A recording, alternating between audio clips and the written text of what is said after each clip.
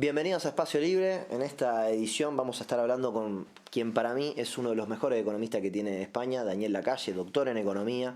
Además, Daniel, si después lo investigan un poco por sus redes, van a ver que está súper activo tanto en las redes sociales como también en los distintos medios, en televisión, artículos periodísticos y demás. Vamos a estar hablando de la situación actual económica y política en España, pero además Daniel después es un experto en todo lo que tiene que ver con el comercio internacional, con la política internacional, o incluso podríamos hablar de geopolítica, por así decirlo. Así que quédense con nosotros, que va a ser muy interesante la entrevista que tenemos con Daniel Lacalle.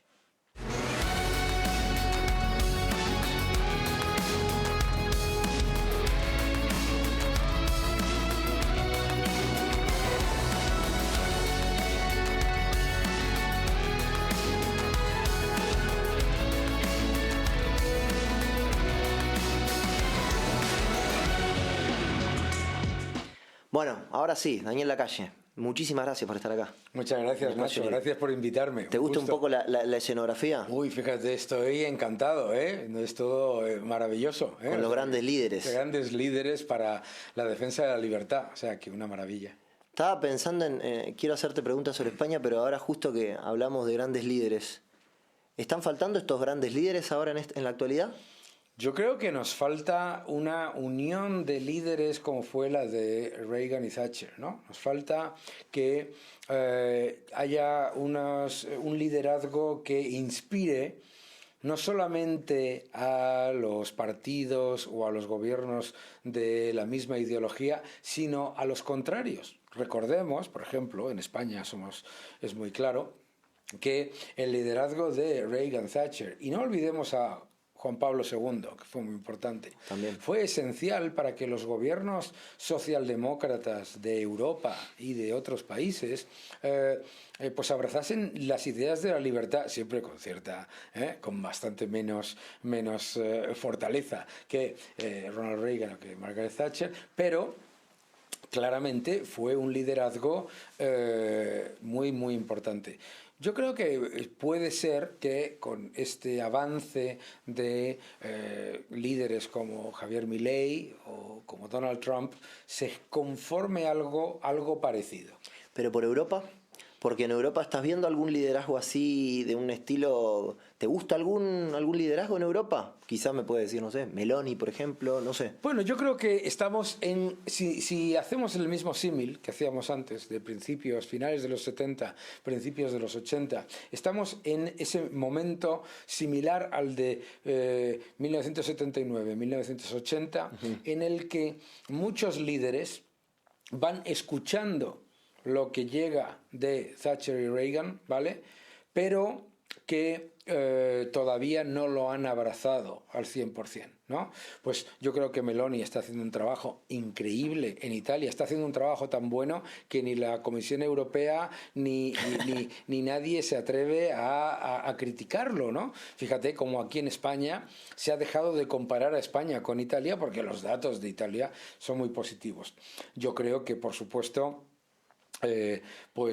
ahí se van conformando liderazgos que en Europa todavía no son claros, pero que yo creo que ese puntal, esa avanzadilla existe. Se puede armar una especie de triángulo entre un liderazgo de estilo Javier Milei en lo que es Latinoamérica, Donald Trump en Estados Unidos y algún que otro líder que pueda surgir aquí en Europa, y vos decís una especie de ese bloque, ¿no? Yo creo que sí, yo soy muy optimista en ese sentido. ¿Y por España cómo estamos? Porque, a ver, nosotros tenemos todos los días casos de corrupción vinculados al propio presidente, familiares y demás.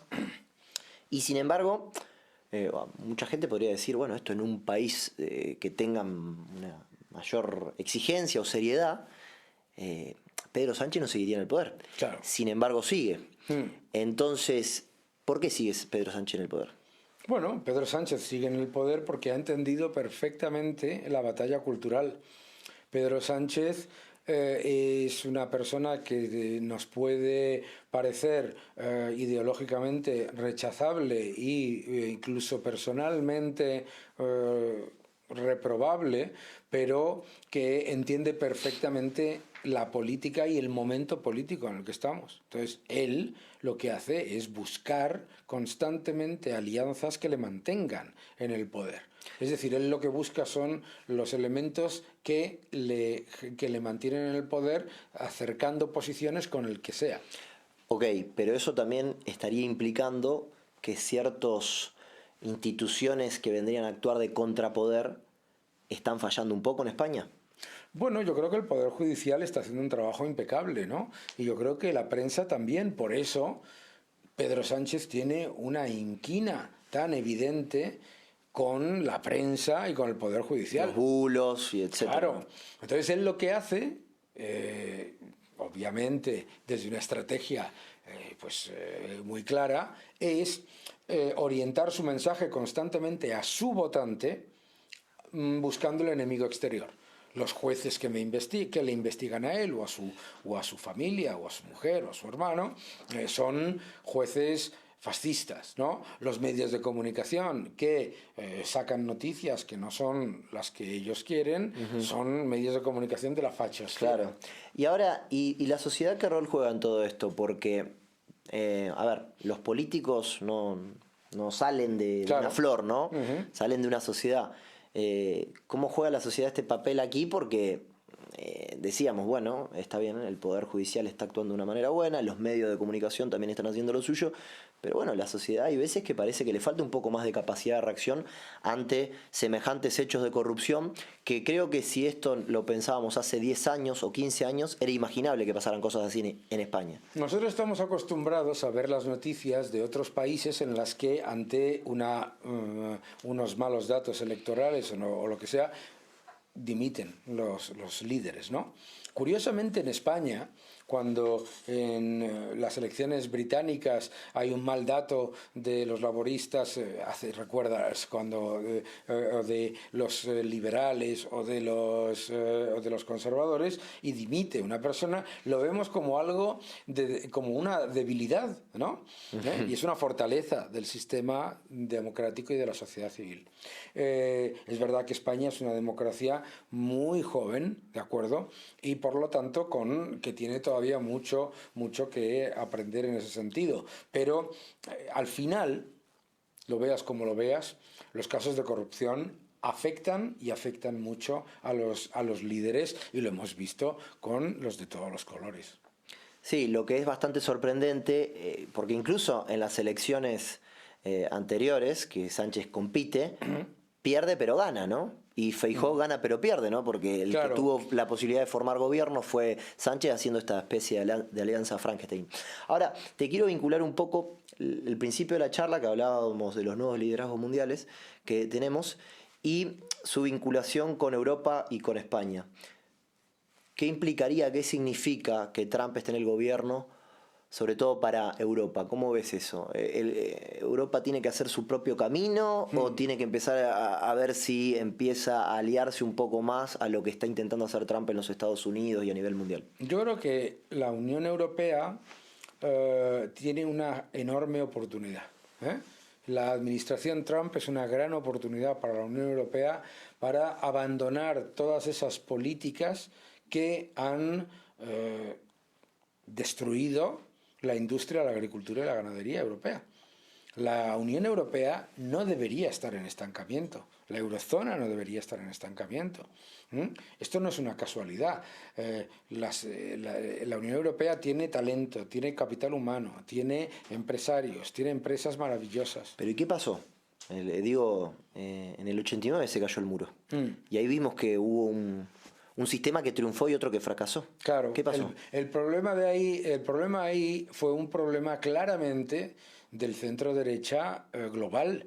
Se sentó cómodo en el sillón. Claro, y dijo, como tantos equipos, ¿no?, que ganan un partido y piensan que han ganado la Liga o el Mundial. No, hay que continuar luchando. Entonces, ¿qué es lo que pasó? Lo que pasó fue lo siguiente. El centro derecha, sobre todo viniendo de una ola mucho más, digamos, de izquierdas por parte del Partido Demócrata de Estados Unidos, el centro derecha abandona lo que son las batallas culturales. Se dedica a hablar de gestión y además incorpora mensajes y políticas de la socialdemocracia, ¿no? Sí. No, es clave este punto que haces, porque fíjate, o sea, estamos hablando que sobre todo cuando cae el muro de Berlín se demuestra que hay un sistema que triunfa frente al otro, capitalismo frente a socialismo, comunismo, y sobre todo en la cuestión económica.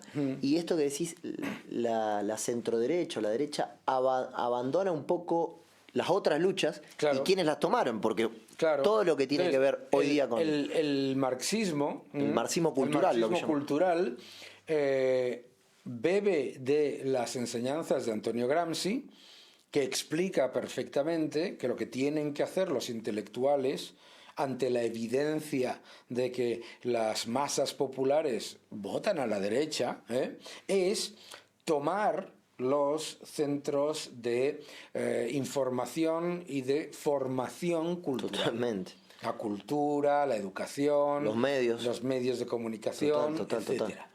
Entonces, lo que hace ese marxismo es empezar a adoptar causas que todos defendemos, ¿sabes? Feminismo, el feminismo, ecologismo, animalismo. Exacto, todo eso las adopta para convertirlas en el caballo de Troya en el que dentro viene el marxismo. Exactamente, y además, justamente, todo apunta, porque todas estas causas por las que dicen luchar, todas su fin último es la destrucción del sistema capitalista. Claro, la destrucción del sistema capitalista y la destrucción de los valores occidentales. Muy importante. Porque también tiene un factor, y no venía por casualidad mi referencia a Juan Pablo II, un factor también de principios y valores morales.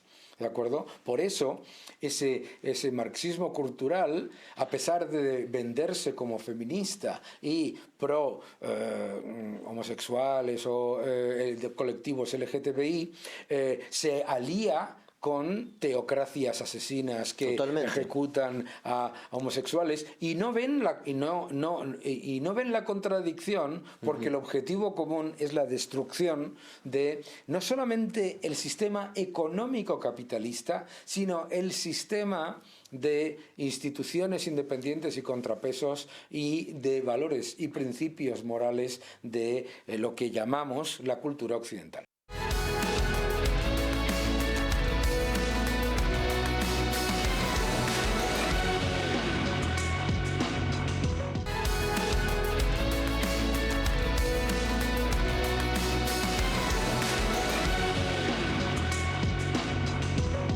Batalla cultural en cualquier lugar del abanico, ¿no? En los medios, en las cuestiones universitarias, desde la empresa y demás.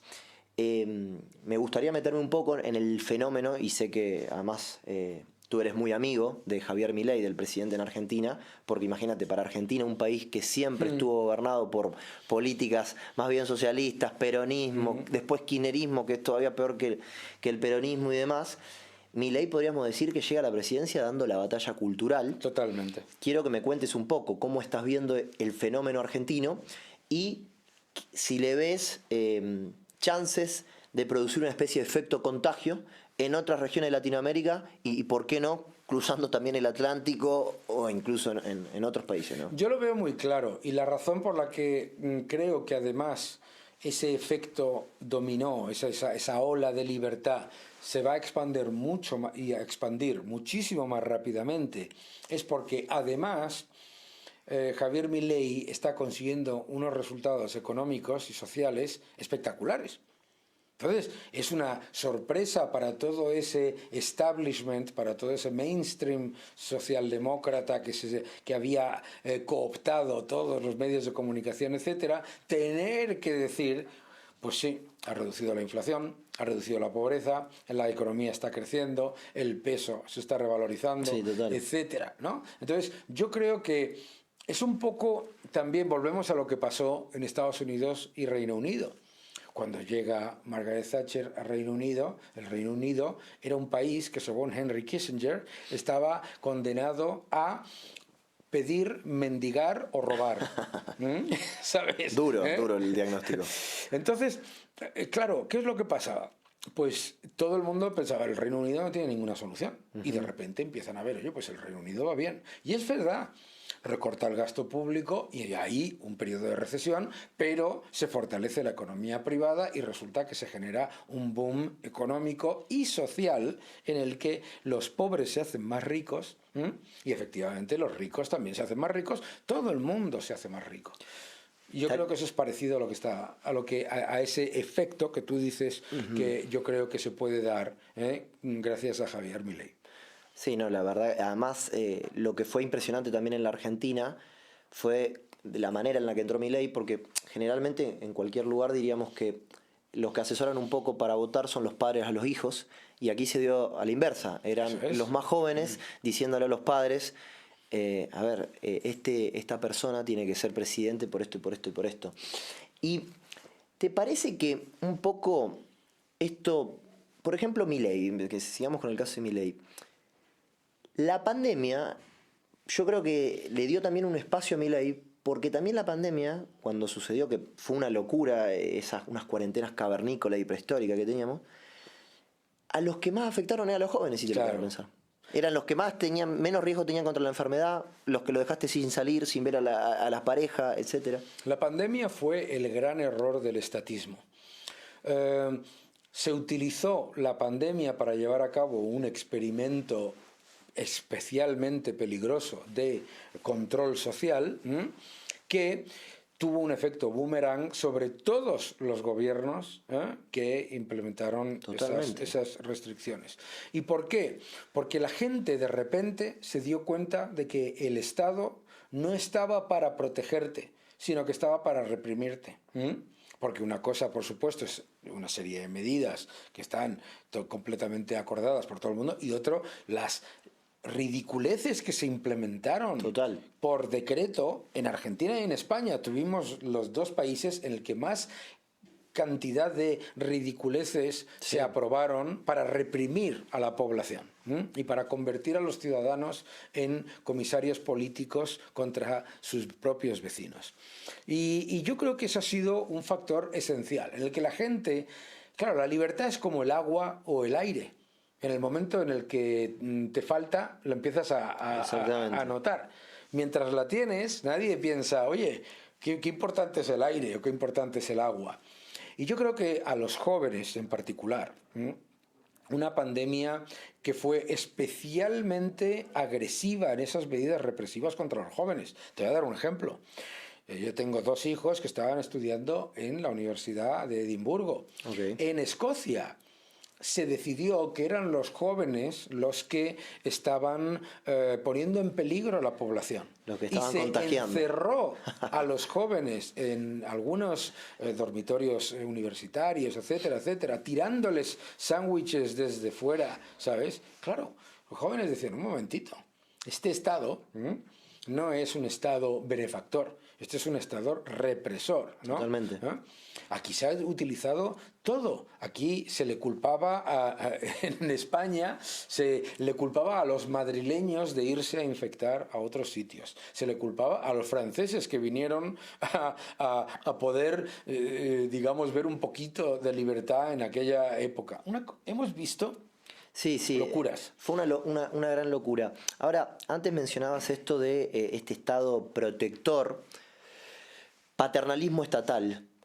Pero ahí hay, es una de las inquietudes que a mí me da, que a veces veo que hay cierta parte de la sociedad que está dispuesta a sacrificar su libertad en cambio de una supuesta seguridad que el Estado te brinda. Hago supuesta así entre comillas porque hemos visto en muchos países que este paternalismo estatal, incluso a veces Estado empresario, incluso cómo fracasan, ¿no? Y ahí ya me quiero meter aprovechándote de que además estás muy en el terreno de las ideas. ¿No te parece que hay sociedades que respiran más libertad que otras? Sí, claramente. ¿Y eso por qué te parece que es? ¿Por la política? ¿Por hábitos y valores que tiene esa sociedad? ¿De dónde te parece que sale? Eso viene de los principios y de los valores que conforman una sociedad. Es indudable que que con todas las bondades que tienen las sociedades en las que nos hemos criado con la cultura del catolicismo, somos más, digamos, dispuestos a perder nuestra libertad a favor de una supuesta seguridad, ¿de acuerdo? Y sin embargo, en los países con una cultura más protestante es más típico, como la cultura protestante está basada en el castigo y la cultura católica está basada en el perdón. El perdón, claro. Entonces, interesante ese punto. Eso es muy importante. Sí. Pero no caigamos en la simplificación. No. Pero sí es verdad que hay sociedades en las que la historia hace que, como por ejemplo el caso de España, España no es un país que haya tenido una revolución industrial. España es un país que pasó de la agricultura a los servicios prácticamente sin pasar por una revolución industrial. Pasar de la agricultura a los servicios también tiene factores culturales, etcétera, que afectan. Por lo tanto, lo normal es que efectivamente haya sociedades que son más dispuestas a aceptar la responsabilidad. Yo no diría que hay sociedades en las que hay parte de la población que está dispuesta a perder libertad a cambio de seguridad, sino que está dispuesta a perder libertad a cambio de no tener responsabilidad. Porque la libertad y la responsabilidad son dos partes de la misma moneda. Totalmente. Es muy interesante esto que comentás, Daniel, y me permite también relacionarlo con esto. Si no estoy confundido, los últimos premios Nobel de Economía han sido Acemoglu y Robinson, en parte por el aporte que han hecho de por qué fracasan los países, por qué fracasan las naciones. Ahora, ellos ahí la tesis fundamental va más por el lado de instituciones. Sí. ¿Cómo lo ves a ese tema? Porque hay escuelas que dicen, mirá, son las instituciones, después tenés a Dietrich McCloskey que te va a decir, no, son las virtudes. Claro. Digo, porque también para tener cierto tipo de instituciones transparentes, como las que hablan, salen de algún lugar también. No puedes decir, esto es muy típico de Acemoglu, que es un gran economista, pero digamos, pasa mucho con algunos economistas que deciden que van a buscar cuál es el nugget, cuál es el elemento que realmente diferencia a los países que fracasan de los que crecen. Unos dicen que es el Estado, otros dicen que son... Y él dice que son las instituciones. Pero las instituciones en sí mismas no te dicen nada. Tiene que haber una cultura, unos valores, unos principios de responsabilidad, en el que no sea la represión, sino que sea la propia responsabilidad de cada ciudadano el que hace que si estás en un puesto de trabajo público, vas a hacer el trabajo de la manera más eficiente y a la vez vas a ser responsable. Lo mismo en el sector privado, etcétera. Entonces yo creo que son varios factores. A mí me parece que ¿por qué fracasan los países? Es un libro muy interesante, excepto cuando decide simplificarlo todo a una cuestión de instituciones. Porque las instituciones no son una causa, son una consecuencia de unos valores de la sociedad civil que sí están orientados a la responsabilidad.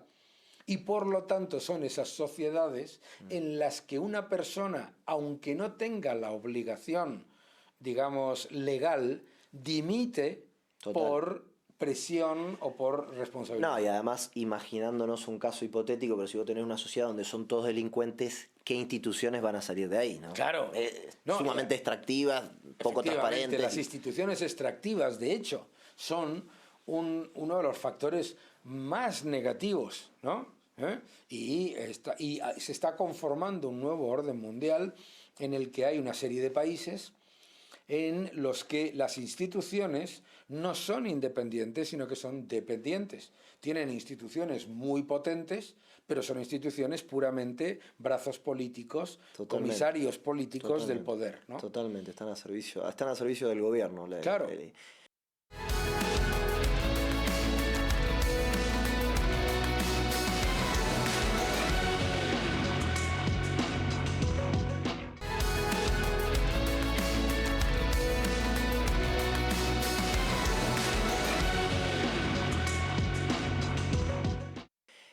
Te quiero hacer la última pregunta. No es más una pregunta, sino recomendaciones. Sabemos que ahora incluso a mí me gusta mucho hablar de Milei porque me parece que es el gran fenómeno del liberalismo en el mundo, ¿no? Lo es. Lo es. Y además, en negarlo. Negarlo Es sería injusto. muy tonto también, ¿no? Yo espero igual que la libertad no sea un fenómeno pasajero, una moda, sino que esto persista y mucho tiempo porque es lo que necesitamos.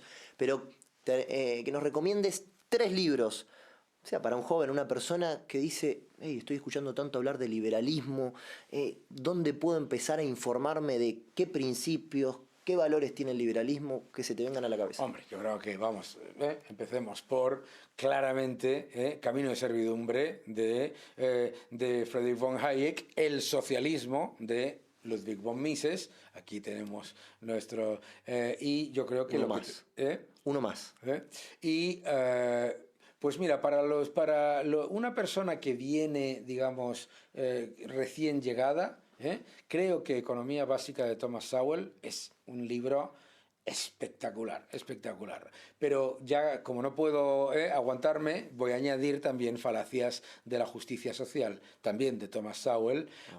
Bueno, y desde luego a mí me parece que hay otro libro maravilloso que es Money Sound or Unsound de Joseph Salerno para entender el dinero. Yo qué sé, hay un montón. Hay un montón, Hay pero un bueno, montón. nos quedamos Bueno, con vamos estas... a quedarnos con el socialismo de Ludwig von Mises, que es maravilloso porque desmonta completamente y además es muy actual en todos los sentidos porque lo hace desde el punto de vista moral.